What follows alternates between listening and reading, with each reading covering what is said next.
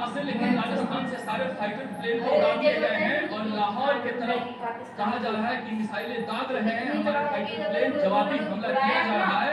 और जब तक जवाबी हमला किया जा रहा है, अब 25 मिनट हो गए जवाबी हमले की सूचना मिले हुए, इसके बाद तक पकाया हुआ पाकिस्तान की तरफ से किसी भी तरह का कोई अटैक नहीं हुआ है। अचानक से ये 8 बजे के आसपास जैसलमेर के आसमान में ये मिसाइल दागने शुरू हुए थे और पहले प्रशासन को पता था।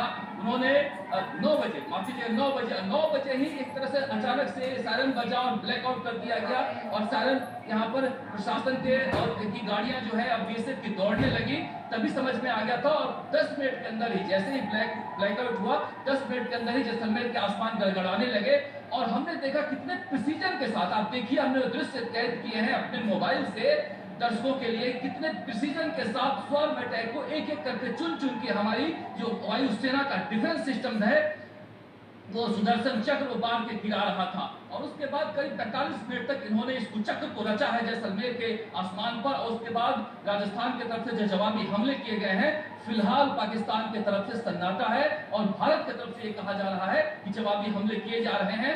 लाहौर की तरफ हमारे फाइटर जेट जो है वो गए हुए हैं। अब पाकिस्तान की तरफ से कोई भी अटैक नहीं हुआ है, जिससे काउंटर अटैक भारत ने शुरू किया है।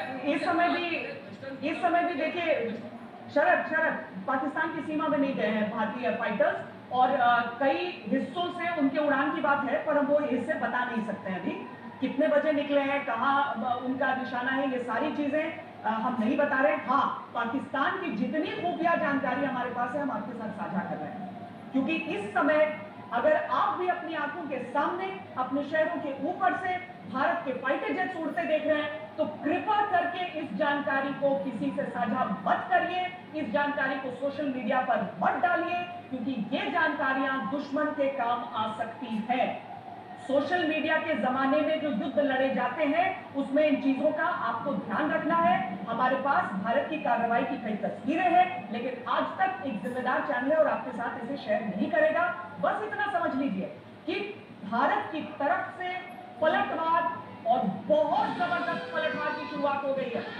लाहौर में भारत का जबरदस्त हमला हुआ है। सबसे पहले इसकी शुरुआत किस बात से की है? सर, एयर डिफेंस सिस्टम तोड़कर तुम्हारे रक्षा कवच ही नहीं बचेगा। मैं आपको ये बताना चाहूंगा, ये जो एवेक्स इनका जो खत्म हुआ है और ध्वस्त हुआ है, इसमें इनकी रीढ़ टूट गई है। ये एवेक्स जो था ये कमांड कंट्रोल सिस्टम था, एयरबॉर्न था। इनके पास बहुत अधिक नहीं है, इनके पास सिर्फ 2 है और इसको हमारे इलेक्ट्रॉनिक इसको जो लाइन किया गया ये इंटीग्रेटेड इलेक्ट्रॉनिक वॉरफेयर सिस्टम से जो हमारे पास मौजूद है, जो हमने कंप्लीट लगा रखा है, और इस तरह हमारा ये बहुआयामी डिफेंस सिस्टम बिल्कुल काम कर रहा है। तो ये जो बार बार कहा जा रहा है कि हम मुंहतोड़ जवाब देंगे, हम मुंहतोड़ जवाब देंगे, कैलिब्रेटेड ग्रेजुएटेड रिस्पॉन्स की तरह हम एक रिस्पॉन्सिबल कंट्री है और उसी तरह हम जवाब देंगे, हम जानते हैं। देखिए, और पाकिस्तान की तरफ से भले सिविलियन इलाकों को टारगेट किया जा रहा है, हमारा टारगेट अब पाकिस्तान की सेना है, पाकिस्तान के फोर्सेस है, पाकिस्तान की एयरफोर्स है, पाकिस्तान की जो इकोनॉमिक जगह हैं, उनके बंदरगाह, ये चीजें अब इसको भारत छोड़ नहीं सकता है। अब भारत छोड़ नहीं सकता है क्योंकि आपने शुरुआत कर दी है और आपने इस तरीके की अगर बमबारी की कोशिश की है, आसमान में फटते हुए अपने मंसूबों को पाकिस्तान ने आज देख लिया, क्योंकि भारत के पास वो उपकरण भी है, वो हथियार भी है, वो हाथ भी है, वो हौसला भी है जिससे पाकिस्तान को जवाब दिया जाएगा। हर एक हिंदुस्तानी इस समय यह हौसला रखे कि भारतीय सेना है, भारतीय नौसेना है, भारतीय वायुसेना है, भारत का एक ऐसा सशक्त नेतृत्व है कि आपको घबराने की जरूरत नहीं है। केवल कुछ ऐसी चीजें करने की आवश्यकता है जो आपको बताई जा रही है।